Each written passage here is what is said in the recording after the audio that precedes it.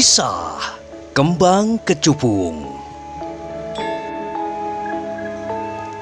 Sebuah kisah mahakarya terbaik dari S.H. Mintarja yang sangat populer di masanya. Dengan bangga kami persembahkan kepada sahabat Permata TV tercinta semuanya. Pada kesempatan yang sangat baik ini, kita masuk pada episode yang ke-24. Selamat menikmati. Dalam kisah sebelumnya diceritakan, demikianlah maka Kitumenggung Reksabawa serta anak-anak muda itu pun mulai menapak pada tugas-tugas mereka yang berat dan berbahaya. Namun Kitumenggung Reksabawa yakin bahwa anak-anak muda itu akan dapat melakukannya dengan baik. Demikian mereka menuruni lereng bukit, maka mereka pun mulai berpencar. Kitumenggung Reksabawa akan terus menuju ke pinggiran kota, sementara Jalawajah dan Suratama pergi ke barat, Ragajati dan Ragajaya pergi ke arah timur.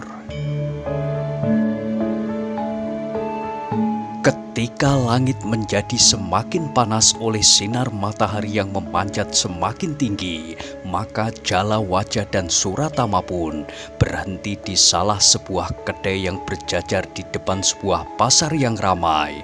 Agaknya pasar itu tidak langsung terpengaruh oleh gejolak yang terjadi di pusat pemerintahan Sendang Arum. Ketika Jalawajah dan Suratama masuk ke kedai itu, di dalamnya sudah ada beberapa orang yang lebih dahulu masuk. Berdua mereka memilih tempat agak di sudut kedai itu. Sambil menghirup minuman hangat yang mereka pesan, keduanya mengamati keadaan di kedai itu. Agaknya di sini tidak terjadi gejolak sama sekali. Siapapun yang memegang kekuasaan di Sendang Arum tidak akan menjadi masalah bagi mereka. Suratama mengangguk-angguk, katanya, kita harus menuju ke padukuhan yang lebih dekat lagi dengan pusat pemerintahan, sehingga persoalan yang terjadi di pusat pemerintahan itu mulai terdengar gemanya. Jalawajah mengangguk-angguk pula.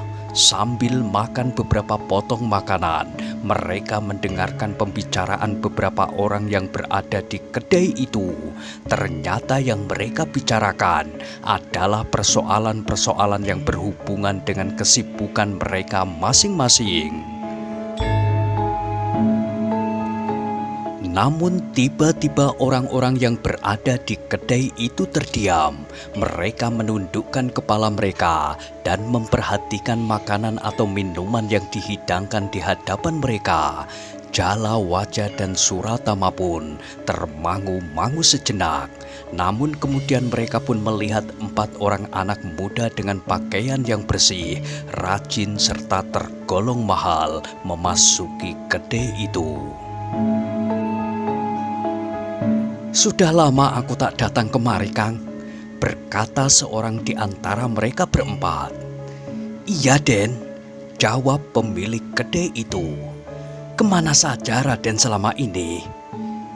Aku berkeliling daerah Sendang Arum, Kang. Ternyata di pusat pemerintahan sedang terjadi gejolak. Gejolak apa? Telah terjadi pemberontakan. Kanjeng Adipati telah terusir dari dalam kadipaten. Kadipaten telah diduduki oleh seorang perempuan, istri Tumenggung yang terbunuh itu. Istri Tumenggung yang terbunuh? Ya, namanya Raden Ayu Reksayuda. Lalu bagaimana pula dengan kita di sini? Persetan dengan pemberontakan itu, bukankah padukuhan kita tetap tenang tanpa ada masalah yang meresahkan? Pemilik kedai itu pun mengangguk-angguk. Sementara itu seorang anak muda yang lain berkata, jangan hiraukan apa yang terjadi di pusat pemerintahan. Kita akan tetap memelihara cara hidup kita sebagaimana biasanya. Jala Wajah dan Suratama saling berpandangan sejenak. Sementara itu anak muda yang lain pun berkata, "Aku lapar, Kang." "Baik, Den." "Seperti biasanya, Kang," berkata yang lain lagi. Pelayan kedai itu dengan cekatan melayani mereka berempat, minuman dan makanan. Dalam pada itu Jala Wajah pun berdesis. Kenapa mereka tidak mempedulikan apa yang terjadi di pusat pemerintahan? Mereka lebih mementingkan diri mereka sendiri daripada kepedulian mereka terhadap tatanan kehidupan secara menyeluruh di Sendang Arum. Asal mereka tidak berbuat sesuatu yang dapat menghalangi jalan kembali Paman Adipati. Keduanya terdiam ketika tiba-tiba seorang di antara anak muda itu bangkit berdiri dan mendekati seorang yang sudah berada di kedai itu sejak sebelum Jala Wajah dan Suratama masuk. "Selamat siang, Paman," desis anak muda itu. "Selamat siang, Raden," jawab orang itu, namun terdengar suaranya sendat. "Kami agak lama meninggalkan padukuhan. Apa kabarnya denganmu, Paman?" "Baik, Den, baik. Bagaimana hubungan Paman dengan nenek?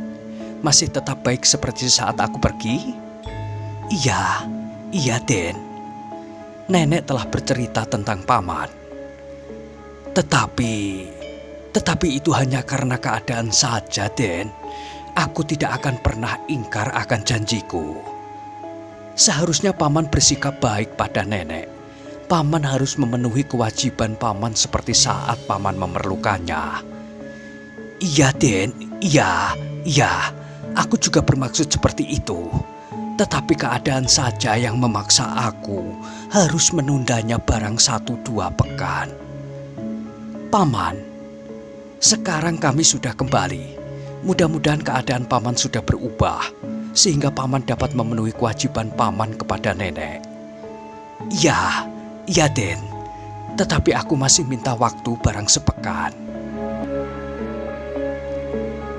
Anak muda itu tertawa. Katanya, "Jangan memaksa kami bertindak lebih jauh. Den, persoalannya ada hubungannya dengan peristiwa yang terjadi di pusat pemerintahan." "Ada hubungannya dengan apa yang terjadi di pusat pemerintahan?" "Iya." "Hubungannya apa?" "Sebagian dari barang daganganku aku lemparkan ke Sendang Arum. Karena peristiwa yang terjadi, maka uangnya menjadi sendat. Sehingga akibatnya aku tidak dapat memenuhi sebagaimana yang aku janjikan. Tetapi sebelumnya, bukankah aku tidak pernah mengingkarinya?" "Ya, sebelumnya memang tidak. Kali ini adalah kali yang pertama. Tetapi jika pada kali yang pertama ini terjadi apa-apa, maka Paman akan mengulanginya lagi pada kali yang kedua, ketiga, dan akhirnya Paman ingkari segala-galanya." "Tidak, Den, tidak. Paman, tentu bukan kebetulan bahwa bukan hanya Paman yang terlambat memenuhi kewajibannya. Nah, lihat, itu Kakang Serana ada di sana pula. Ia juga terlambat. Aku yakin alasannya tentu akan sama dengan alasan Paman." Orang yang disebut Serana itu berpaling sejenak, namun kemudian kepalanya pun menunduk dalam-dalam. "Paman, Kang Serana dan yang lain-lain yang mempunyai hubungan dengan nenek, aku akan memberi batas waktu kepada kalian selama 3 hari.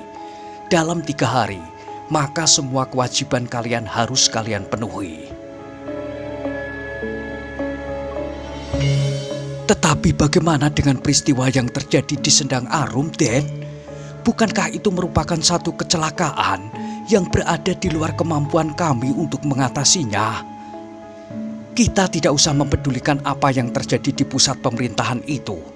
Biarlah adipatinya terusir atau terbunuh, atau siapapun yang akan menggantikannya.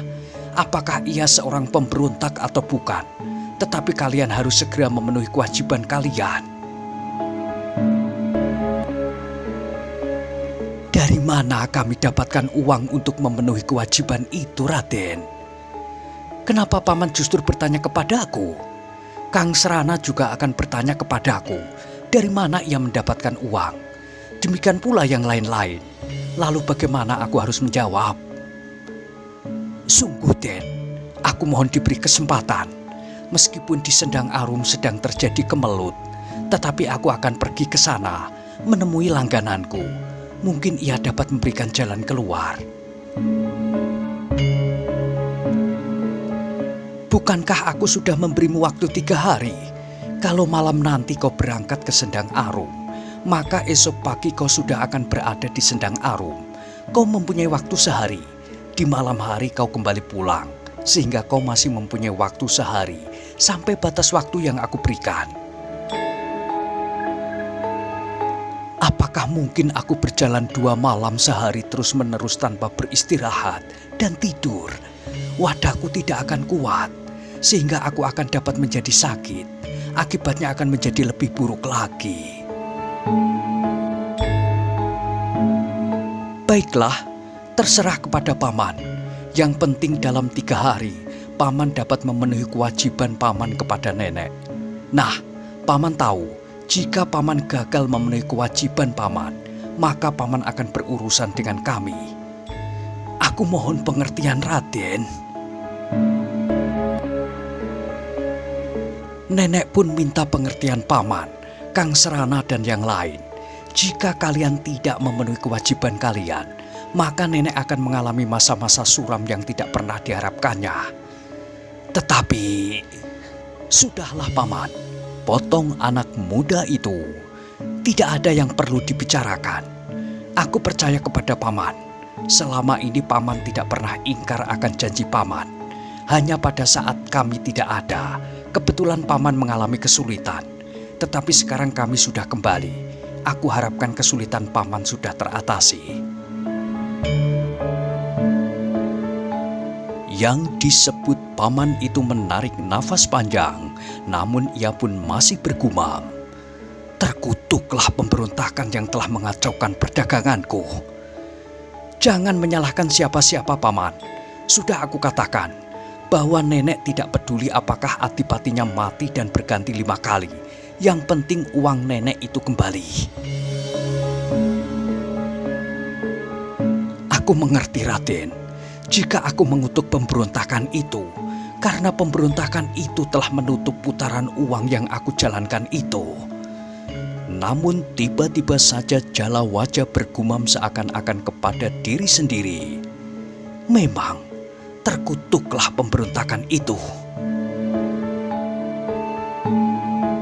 Semua orang berpaling kepadanya, demikian pula anak-anak muda yang berpakaian rapi dari bahan yang mahal itu. Apa maksudmu dengan gumamu itu, Kisanak? Bertanya anak muda itu. Aku memandangnya dari sisi lain, jawab jala wajah. Pemberontakan itu memang harus dikutuk. Pemberontakan itu telah melawan pemerintahan yang sah, yang dipimpin oleh Kanjeng Adipati.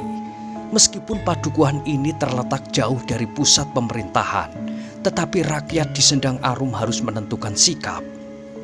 Sikap apa? Berpihak kepada Kanjeng Adipati yang memegang pemerintahan yang sah, atau berpihak kepada pemberontak. Meskipun getar dari suasana pemberontakan yang telah membunuh banyak orang di kedua belah pihak itu, tetapi rakyat Sendang Arum tidak dapat menjadi tidak peduli kepada peristiwa yang menyangkut pemerintahan di Sendang Arum. Kalian itu siapa? Bertanya anak muda itu.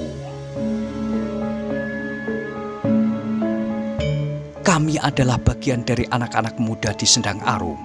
Kami tidak dapat melepaskan diri dari gejolak yang terjadi. Kami harus ikut menentukan siapakah yang berhak untuk memerintah di Sendang Arum. Kau persulit dirimu sendiri, Kisanak. Jika kau mau melibatkan diri dalam gejolak yang terjadi di Sendang Arum, lakukanlah. Tetapi kau hanya butir-butir pasir lembut yang tidak berarti di luasnya pantai samudera.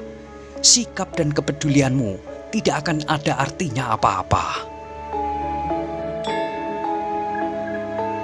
Aku Aku memang seorang yang tidak akan ada artinya.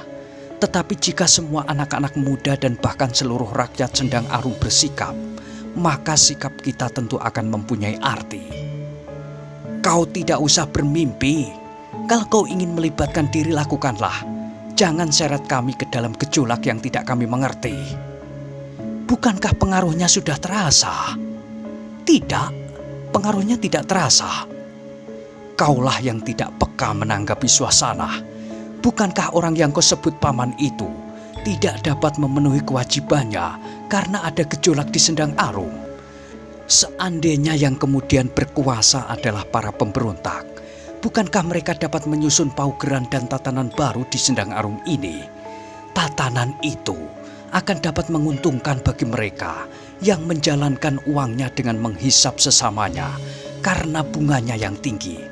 Tetapi dapat juga sebaliknya, karena pemerintahan yang baru itu membuat paugeran menghukum gantung semua orang yang membungakan uangnya.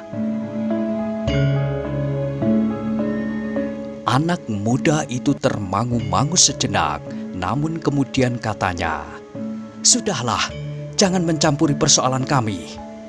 Aku memang tidak akan mencampuri urusanmu. Aku menangkap pembicaraanmu dan mengetahui bahwa nenekmu telah membungakan uang. Aku tidak peduli. Yang menarik perhatianku adalah justru ketidakpedulian kalian terhadap pergumulan yang gawat yang terjadi dalam pemerintahan di Sendang Arum. Jika terjadi pemberontakan, apalagi sudah berhasil mengusir Kanjeng Adipati dari pusat pemerintahan, bukankah itu satu masalah yang gawat yang harus ditanggapi oleh seluruh rakyat Sendang Arum? Nah, sekarang aku ingin bertanya kepada kalian semuanya yang ada di ruang ini sebagai rakyat Sendang Arum. Apakah ada kepedulian kalian terhadap pemberontakan yang telah mengusir Kanjeng Adipati? Apakah kalian mengira bahwa Kanjeng Adipati yang terusir itu akan membiarkan kedudukannya dipegang oleh orang lain dengan cara yang tidak sah?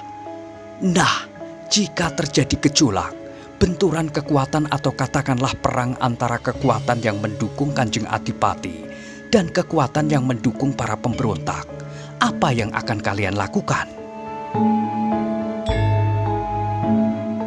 Apakah kalian masih akan sibuk menghitung bunga uang yang dipinjamkan?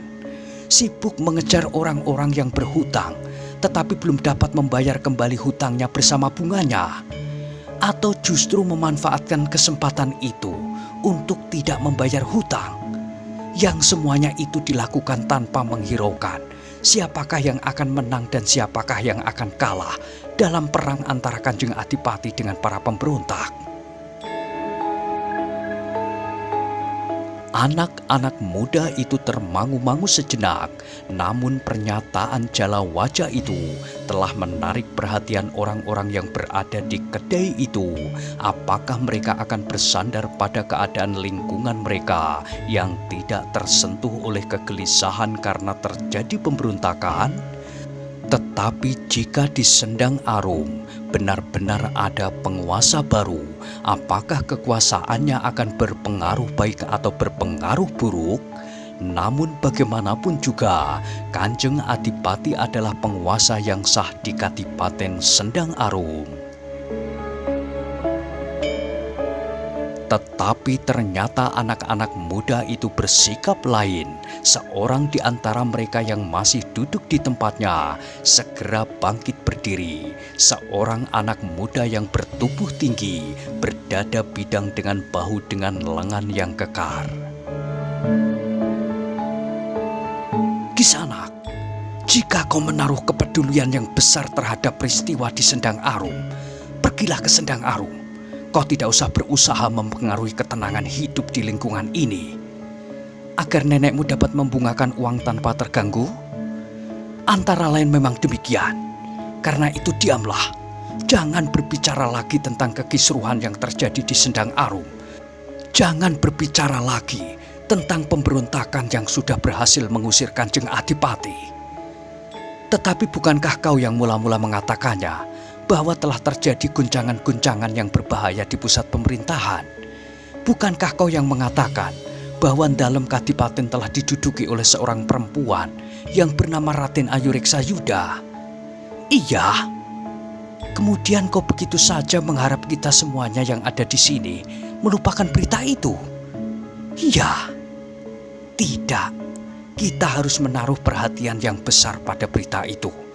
Peristiwa itu sudah menyebabkan arus perdagangan terhenti, ketenangan hidup terganggu, bahkan di mana-mana terjadi ancaman yang menggelisahkan.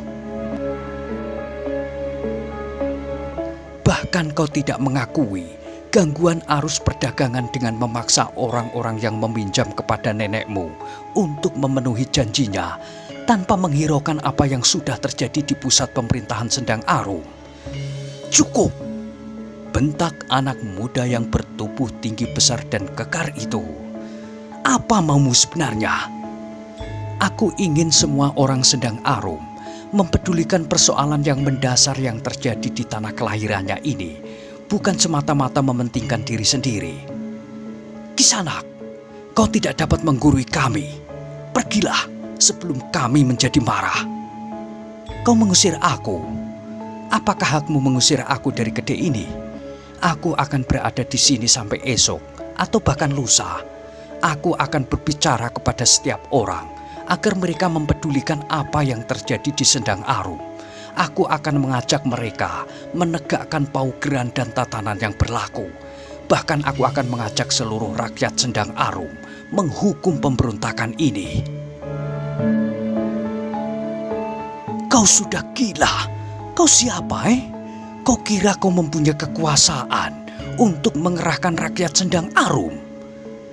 Bukan soal kekuasaan, tetapi jika kita menyadari apa yang terjadi serta akibat yang dapat timbul, maka kita akan bersikap untuk menegakkan tatanan dan paugeran di Sendang Arum.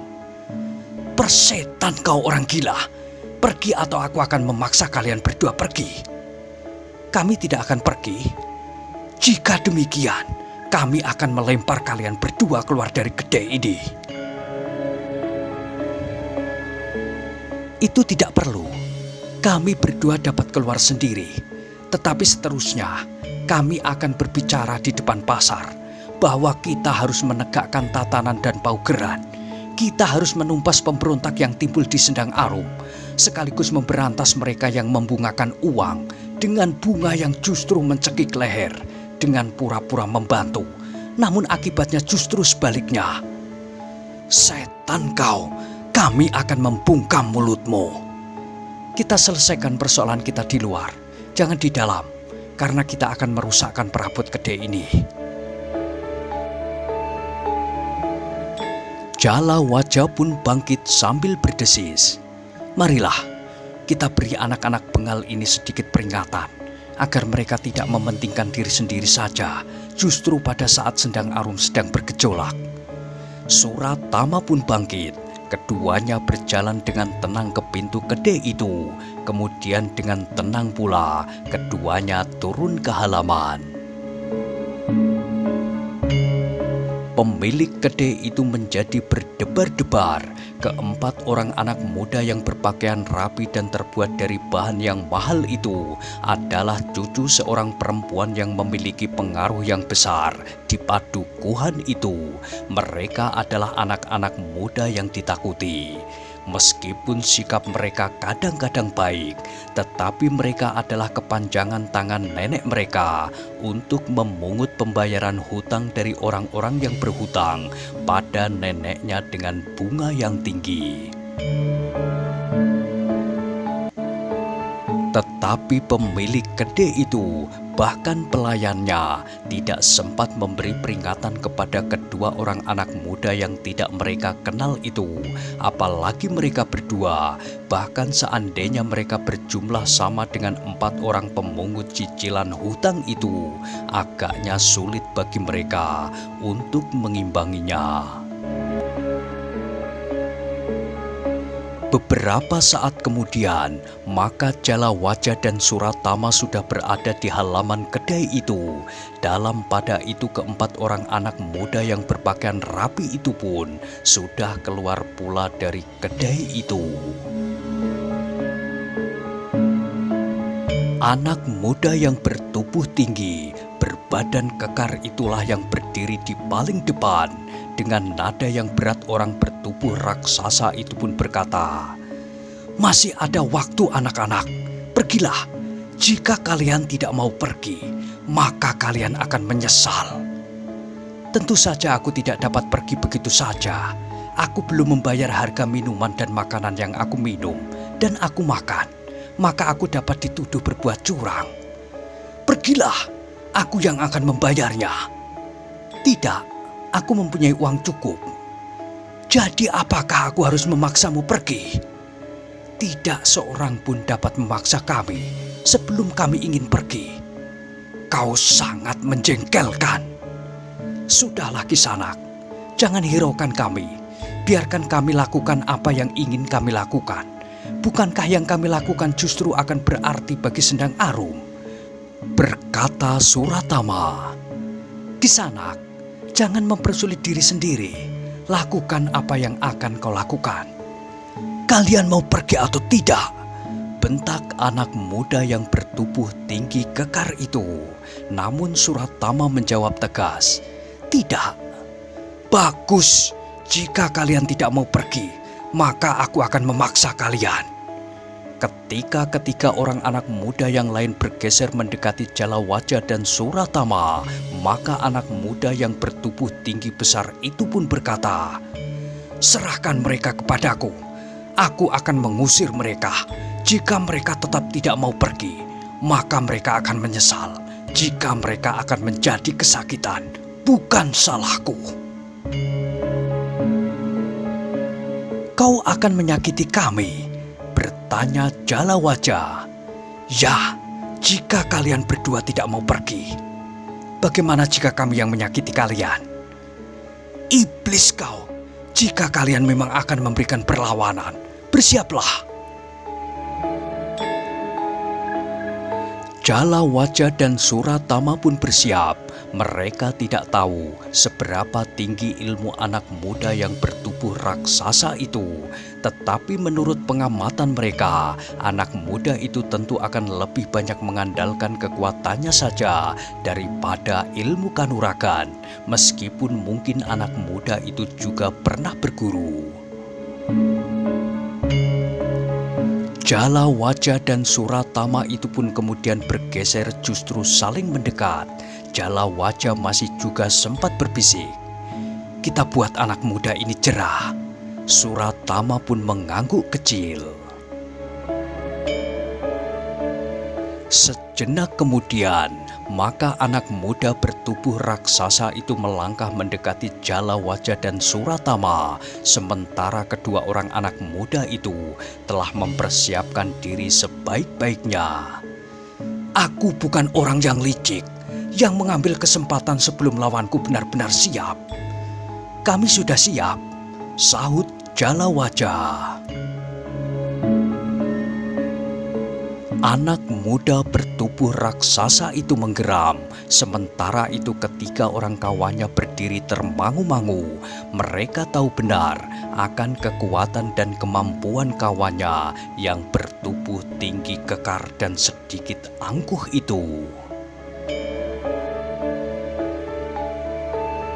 Tiba-tiba saja anak muda itu meloncat menyerang. Kedua tangannya terjulur lurus ke depan. Tangan kanannya menggapai leher Jalawajah, sedang tangan kirinya menggapai leher Suratama. Nah, bagaimanakah kisah selanjutnya? Silahkan ikuti terus kisah Kembang Kecubung pada episode berikutnya. Sampai jumpa.